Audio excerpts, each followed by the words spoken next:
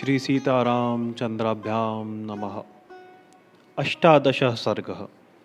राजाओं तथा ऋष्यशृंग को विदा करके राजा दशरथ का रानियों सहित पुरी में आगमन। श्री राम, भरत, लक्ष्मण तथा शत्रुघ्न के जन्म, संस्कार, शील स्वभाव एवं सद्गुण।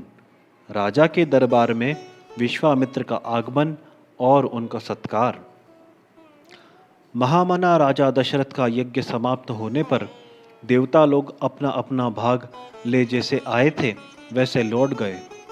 दीक्षा का नियम समाप्त होने पर राजा अपनी पत्नियों को साथ ले सेवक, सैनिक और सवारियों सहित पुरी में प्रविष्ट हुए।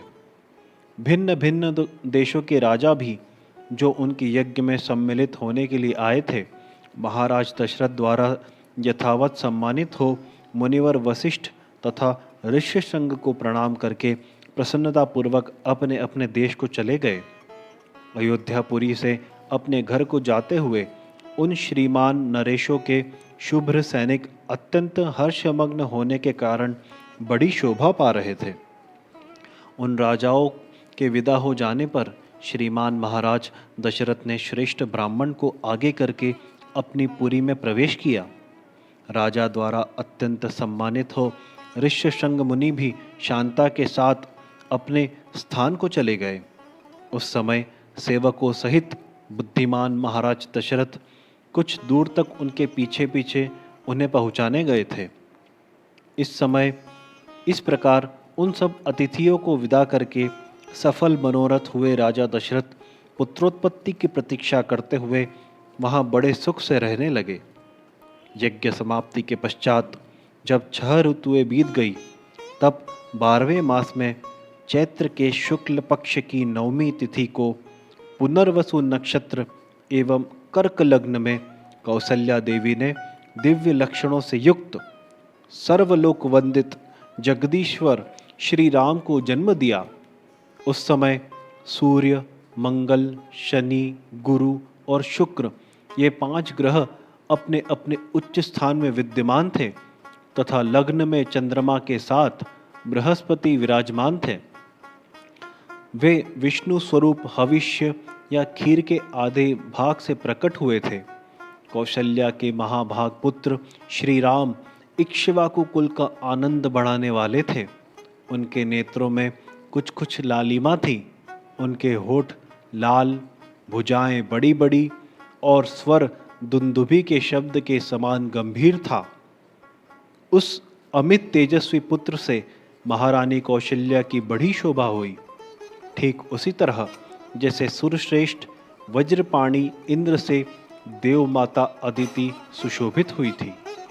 तदनंतर कैकई से सत्य पराक्रमी भरत का जन्म हुआ, जो साक्षात भगवान विष्णु के स्वरूपभूत पायस खीर के चतुर्थांश से भी न्यून भाग से प्रकट हुए थे।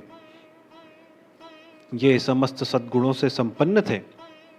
इसके बाद रानी सुमित्रा ने लक्ष्मण और शत्रुघ्न इन 2 पुत्रों को जन्म दिया।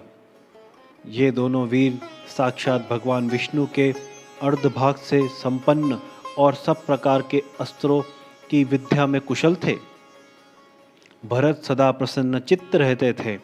उनका जन्म पुष्य नक्षत्र तथा मीन लग्न में हुआ था। सुमित्रा के दोनों पुत्र आश्लेषा नक्षत्र और कर्क लग्न में उत्पन्न हुए थे। उस समय सूर्य अपने उच्च स्थान में विराजमान थे। राजा दशरथ के ये चारों महामनस्वी पुत्र पृथक पृथक गुणों से संपन्न और सुंदर थे। ये भाद्रपदा नामक 4 तारों के समान कांतिमान थे।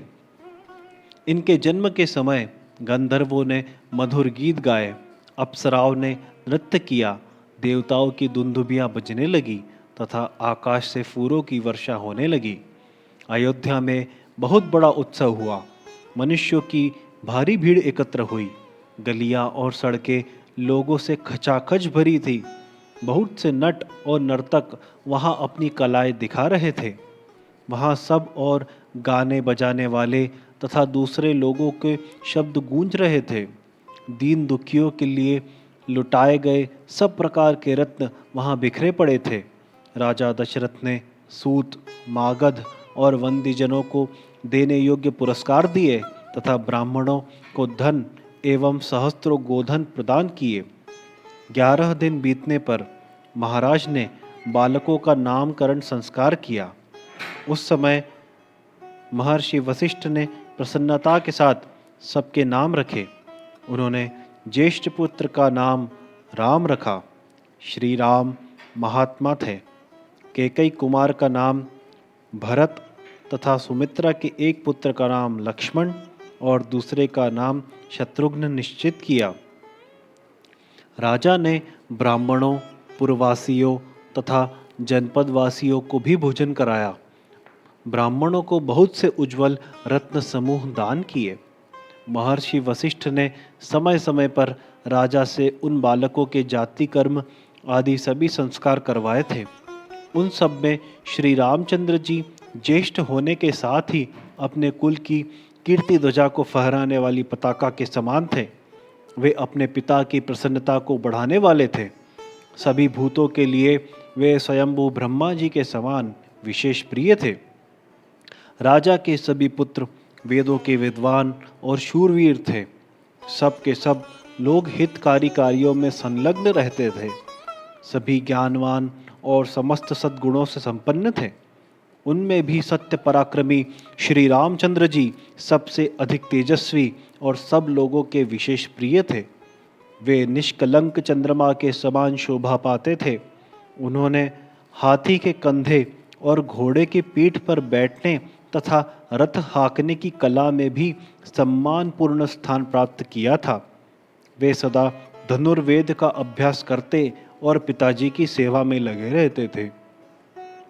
लक्ष्मी की वृद्धि करने वाले लक्ष्मण बाल्यावस्था से ही श्री रामचंद्र जी के प्रति अत्यंत अनुराग रखते थे। वे अपने बड़े भाई लोकाभिराम श्री राम का सदा ही प्रिय करते थे और शरीर से भी उनकी सेवा में ही जुटे रहते थे।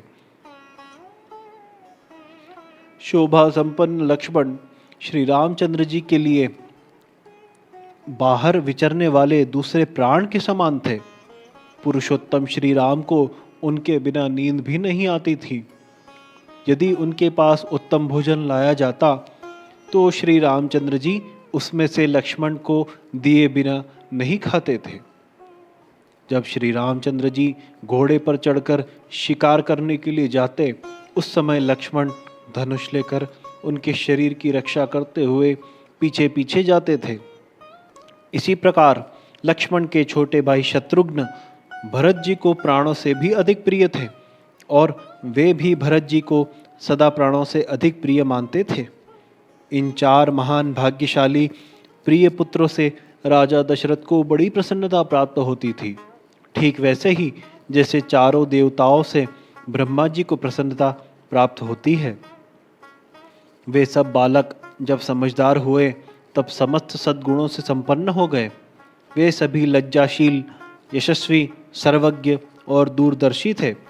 ऐसे प्रभावशाली और अत्यंत तेजस्वी उन सभी पुत्रों की प्राप्ति से राजा दशरथ लोकेश्वर ब्रह्मा की भांति बहुत प्रसन्न थे। वे पुरुष सिंह राजकुमार प्रतिदिन वेदों के स्वाध्याय, पिता की सेवा तथा धनुर्वेद के अभ्यास में दत्तचित्त रहते थे।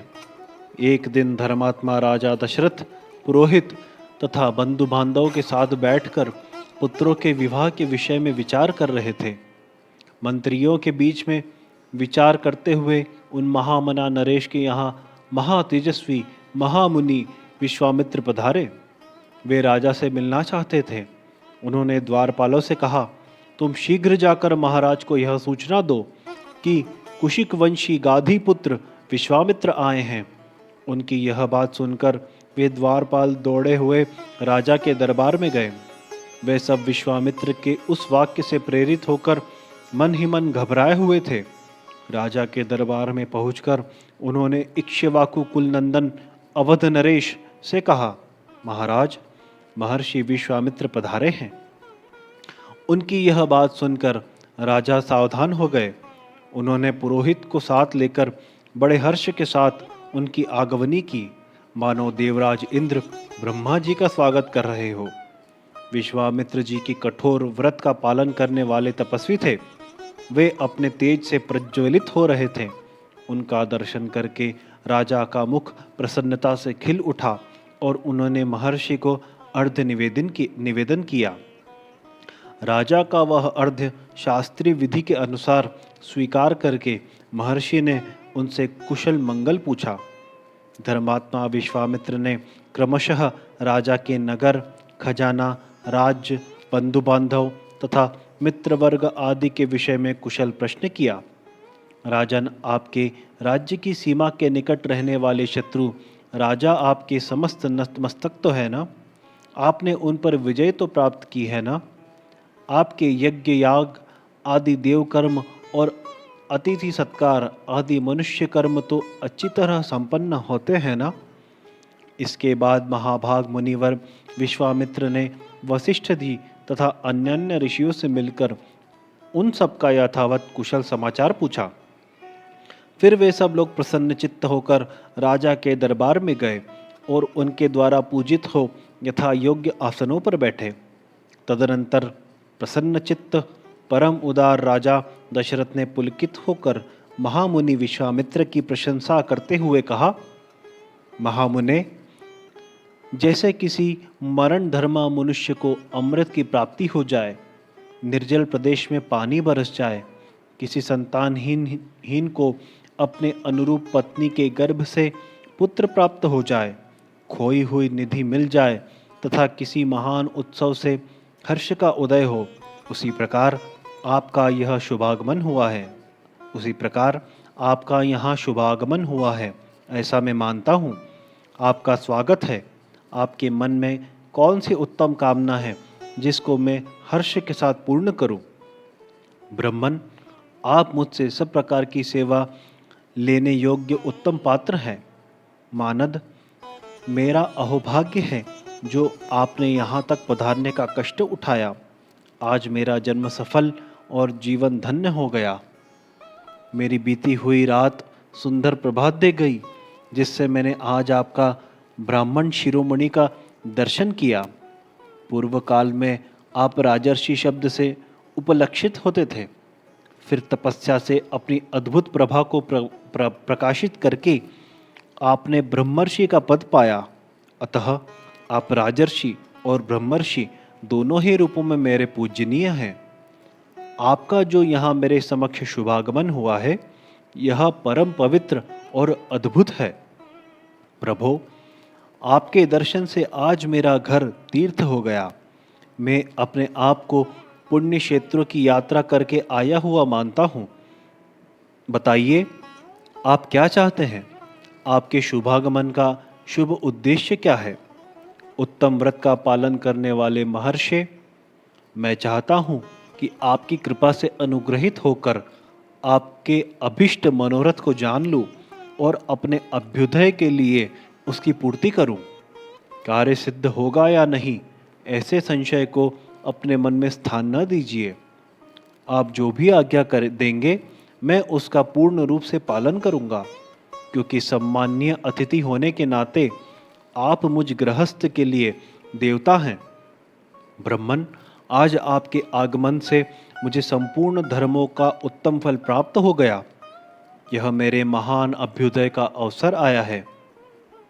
मनस्वी नरेश के कहे हुए ये विनय युक्त वचन, जो हृदय और कानों को सुख देने वाले थे, सुनकर विख्यात गुण और यश वाले शमदम आदि सद्गुणों से संपन्न महर्षि विश्वामित्र बहुत प्रसन्न हुए। इस प्रकार श्री वाल्मीकि निर्मित आर्ष रामायण आदि काव्य के बालकांड में 18वां सर्ग पूरा हुआ। बोलो सियावर रामचंद्र भगवान की जय।